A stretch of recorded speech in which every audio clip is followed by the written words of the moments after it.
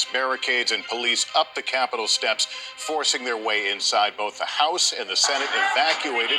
Lawmakers moved to safe locations. The invaders roaming the abandoned Senate floor, one hanging from the balcony. Police with guns drawn inside the House. The violence erupting, one woman fatally shot outside the Capitol. Improvised explosive devices found. Several people injured. Offices vandalized. Windows smashed. The National Guard called in to quell the unrest, with that city now under curfew. The breach abruptly halting a joint session of Congress just as Republicans launched a last-ditch effort to overturn President-elect Biden's victory in the Electoral College. This unrest breaking out just after President Trump spoke at a rally near the White House, stoking the crowd by falsely claiming he won the election. Later, in a taped message, the president still baselessly saying the election was stolen, but telling rioters to go home. All of it coming just as Democrats win control of the Senate after the historic election in Georgia. Tonight, President Trump huddled behind closed doors as a cascade of administration officials say they've had enough, including his special envoy to Northern Ireland, former Chief of Staff Mick Mulvaney. I can't stay here. Not after yesterday. You can't look at that yesterday and think I want to be a part of that in any way, shape, or form. Now, the first cabinet member has resigned, Transportation Secretary Elaine Chao, all of it following the overnight departure of the First Lady's Chief of Staff and the Deputy National Security Advisor. And then there's the condemnation from one-time allies, including former Attorney General Bill Barr, blasting the president's conduct as a betrayal of his office and supporters, and from Senator Lindsey Graham. All I can say is count me out. Enough is enough. I've tried to be helpful. This morning, hours after praising the rioters who ransacked the Capitol, a shift in tone from the president, who released a statement through a spokesperson, with Twitter and Facebook suspending his accounts. The president saying, quote, "Even though I totally disagree with the outcome of the election, nevertheless, there will be an orderly transition on January 20th. But even with just days left in President Trump's term, top Democrats tonight are saying that's not enough.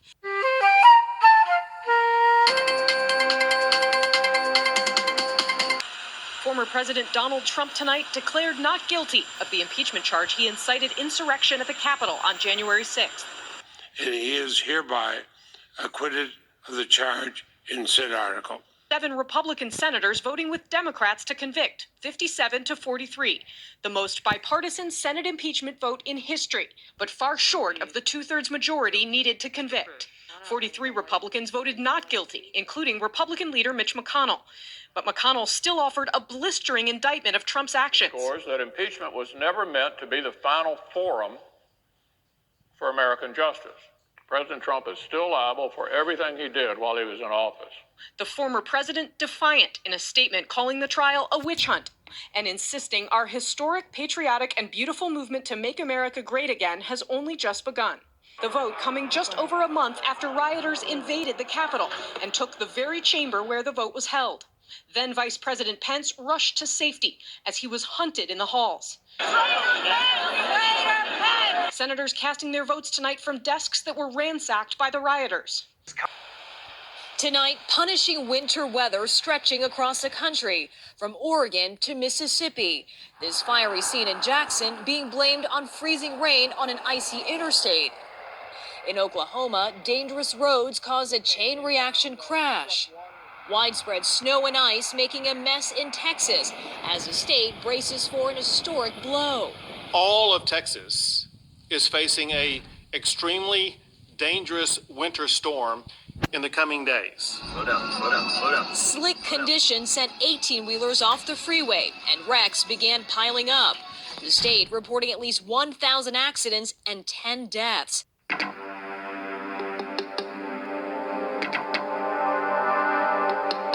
Of struggling to make ends meet. A year of lines for food, for tests, and now for vaccines. Most of all, it has been a year of loss and heartbreak. How can you begin to mourn more than 500,000 lives? We lost our son, our 21-year-old son. We couldn't have envisioned any of this last January as cases climbed in Wuhan and our team there was forced to evacuate. It's about 4 o'clock in the morning. We've received word that there's going to be effectively a full quarantine of the city. From there, COVID ricocheted around the globe. Italy became an early hotspot. So did Washington State, where the virus tore through this nursing home, foreshadowing the devastating toll it would take on our most vulnerable, eventually claiming the lives of more than 170,000 residents and staff of long-term care facilities, including Sheila Coran's husband. I want more transparency. I want people to own up to their part in this. And I want him back. By then, the race for vaccines and treatments was already underway. Tonight, a slow-revving snowstorm finally showing its full strength. More than 3 feet so far in Cheyenne and counting. Blizzard conditions socking in cars as interstates shut down in Colorado and Wyoming, even news crews needing a hand. Heard you guys got stuck at Chautauqua Park. A big shout out to our friend Pete. He had to come over and dig us out. He was the most kind and helpful person over the...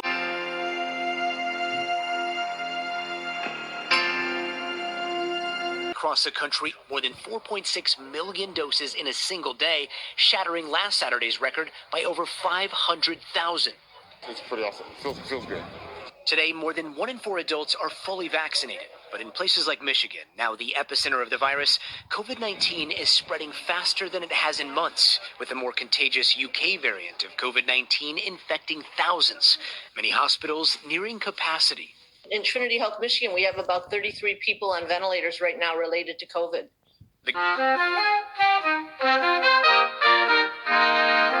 So good evening. You can see hundreds of cars here, and this is just one gas station. Drivers here telling me they're waiting up to an hour. That's where the line starts. We can't even see where it ends. Those drivers also telling me they're seeing gas stations run out, and they're taking no chances tonight. Tonight, the lines for gas getting longer, from the Carolinas down to Florida. Panicked drivers overwhelming gas stations. Just got to do what you got to do and just load up on gas and just not try to go too far away.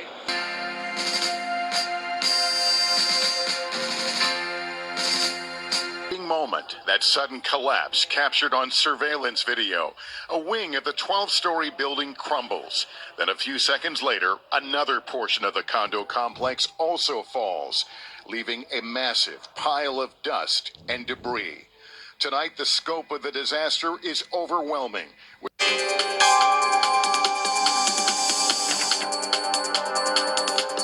CDC once again recommending indoor mask wearing, even among vaccinated people, in areas with high transmission rates, saying that while vaccinated people rarely get COVID, new data shows that they do get infected with the Delta variant, they could be carrying higher levels of the virus than previously thought, increasing the risk of infecting others.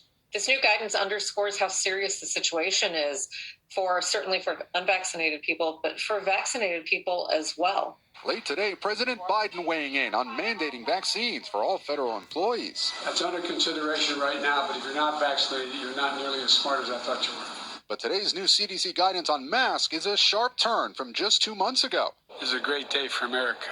When vaccinated Americans were told they no longer needed to mask up indoors. In Washington this afternoon, Vice President Harris seen wearing a mask indoors because of rising cases there.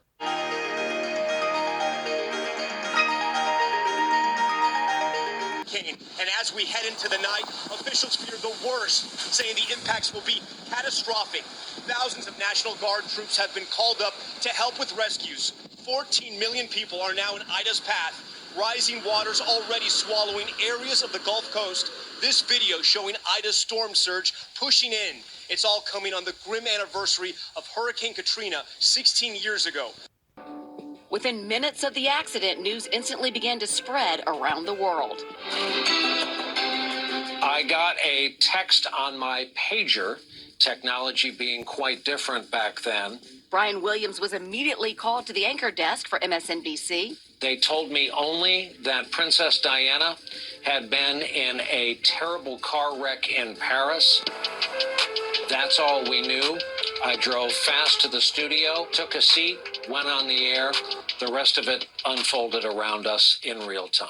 I've just been handed from the Reuters news service what is marked bulletin. It became clear that the story was worse than what we were able to say.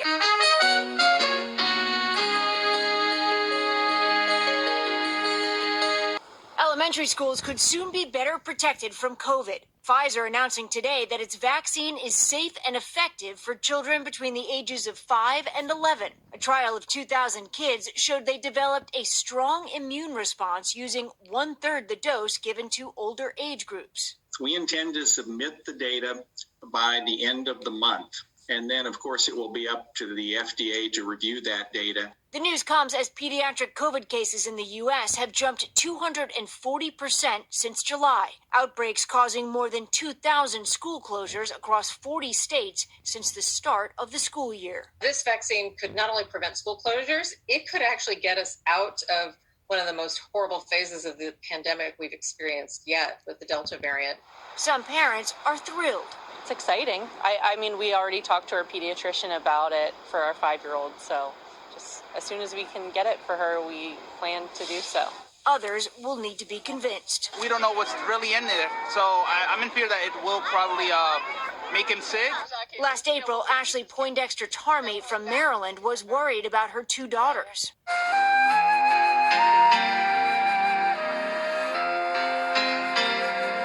For President Biden, a day of devotion and diplomacy. America's second ever Roman Catholic president having a private audience with Pope Francis, with whom he's built a personal bond, giving him a ceremonial commander coin and a compliment. You are the most significant warrior for peace I've ever met. President Biden was later asked whether the issue of abortion came up. No, it didn't. It came up when this talk about the fact that he was happy that was a good Catholic. That has been a source of controversy, with some U.S. bishops recently arguing Catholic politicians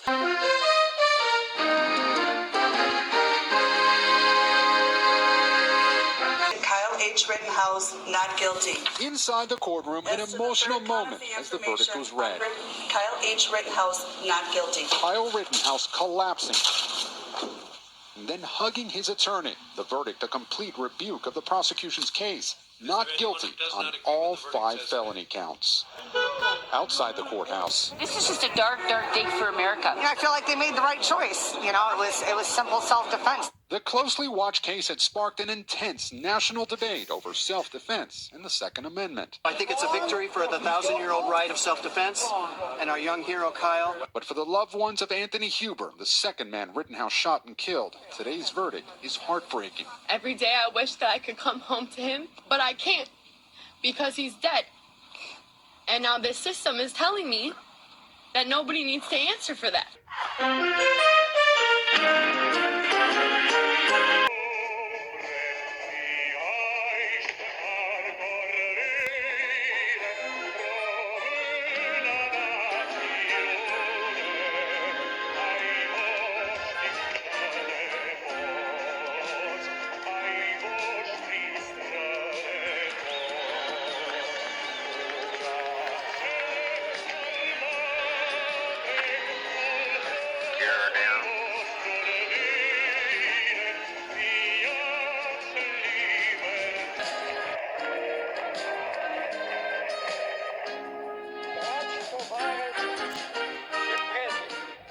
Cetățeni ai capitalei României Socialiste, doresc în primul rând să vă adresez dumneavoastră. Participați-vă la această mare adunare populară. Tuturor locuitorilor municipiului București, un salut călduros, revoluționar, împreună cu cele mai bune urări de succes în toate domeniile de activitate.